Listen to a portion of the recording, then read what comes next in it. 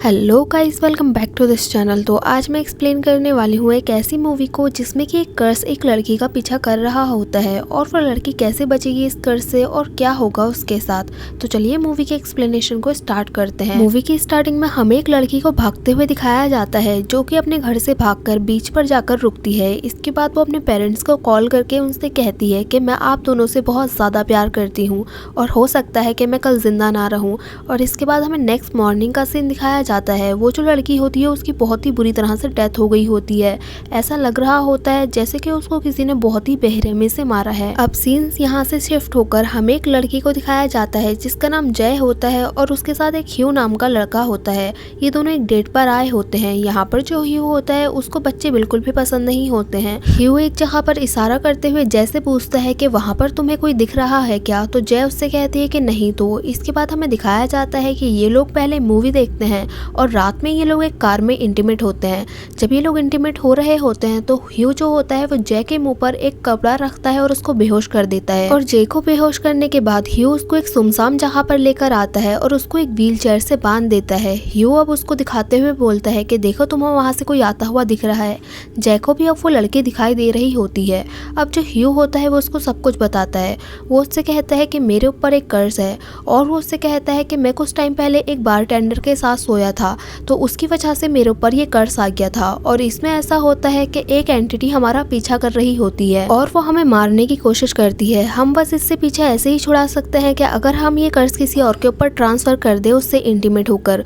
वो उसको बताता है कि उसने ये कर्ज एक लड़की के ऊपर ट्रांसफर किया था लेकिन उसकी डेथ हो गई तो वापस से ये कर्ज उसी के ऊपर आ गया है।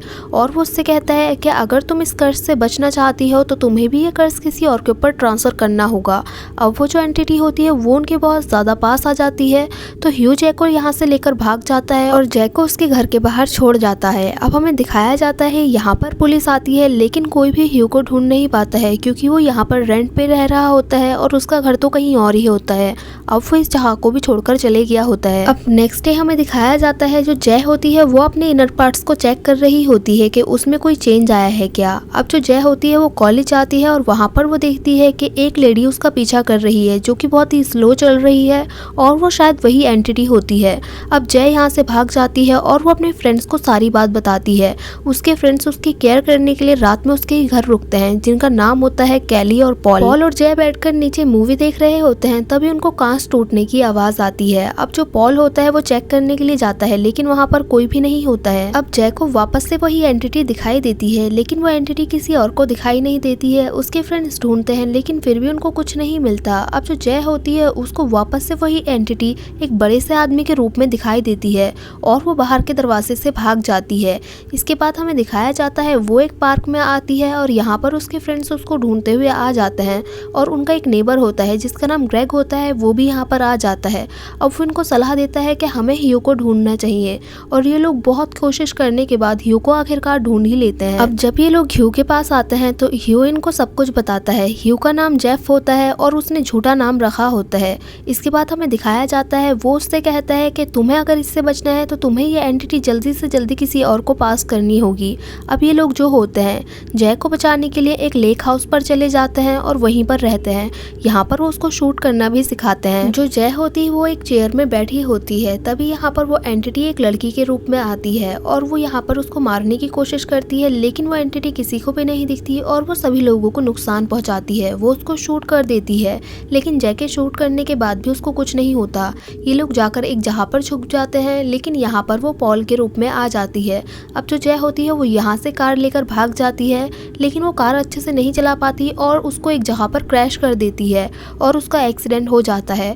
अब हमें जय को हॉस्पिटल में दिखाया जाता है। यहाँ पर उसके हाथ में प्लास्टर आ गया होता है और उसको काफी ज्यादा चोट लगी होती है। अब हॉस्पिटल में पॉल और कैली भी होते हैं। तब हमें दिखाया जाता है यहाँ पर ग्रेग जय के पास आता है और वो उससे इंटीमेट होने के लिए बोलता है ताकि वो कर्ज उसके पास आ जाए। अब जय और ग्रेग हॉस्पिटल में ही इंटीमेट होते हैं लेकिन जब पॉल ये देखता है तो उसको बिल्कुल भी अच्छा नहीं लगता है।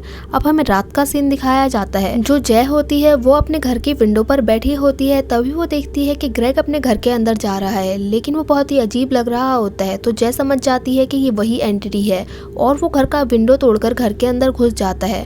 जय ग्रेग को बचाने के लिए जाती है लेकिन वो देखती है कि वो ग्रेग की मम्मी के रूप में चले गया है और वो दरवाजा खटखटा रहा होता है और ग्रेग की मम्मी का रोप लेकर वो ग्रेग को भी मार डालता है। अब ये जो कर्स है वो वापस से जय के ऊपर आ जाता है क्योंकि अब ग्रेग तो मर चुका था। इसके बाद हमें जय को दिखाया जाता है जो कि ये सब होने के बाद बहुत ही ज्यादा परेशान हो जाती है और उसको ग्रेग की मौत का बहुत ज्यादा बुरा लग रहा होता है।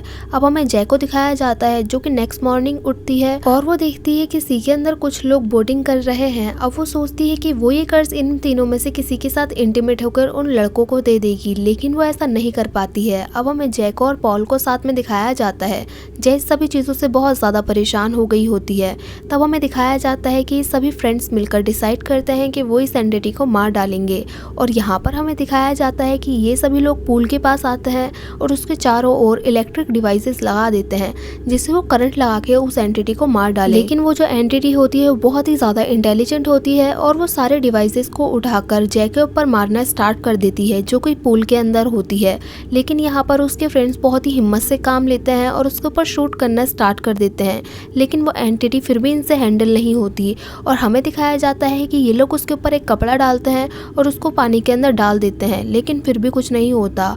अब हमें दिखाया जाता है कि पॉल और जय साथ में बैठे होते हैं तो पॉल जय को उसके साथ इंटीमेट होने के लिए बोलता है और फाइनली ये दोनों इंटीमेट होते हैं और जो वो कर्स होता है वो पॉल के ऊपर चले जाता है। पॉल एक दिन ड्राइव कर रहा होता है तो वो स्ट्रीट में खड़े हुए कुछ प्रोस्टिट्यूट्स को देखता है, लेकिन उसकी हिम्मत नहीं होती उनसे पूछने की। और इसके बाद हमें दिखाया जाता है कि जय और पॉल साथ में जा रहे होते हैं और उनके पीछे से एक आदमी उनका पीछा कर रहा होता है और वो शायद वही एंटिटी होती है और ये मूवी यहीं पर एंड हो जाती है। सो गाइस, अगर आपको वीडियो अच्छी लगी हो तो लाइक करें, शेयर करें और कमेंट करें और सब्सक्राइब करें इस चैनल को ऐसे ही मजेदार वीडियोस को देखने के लिए। और हाँ, बेल आइकन को दबाना ना भूलें। Thank you for watching guys.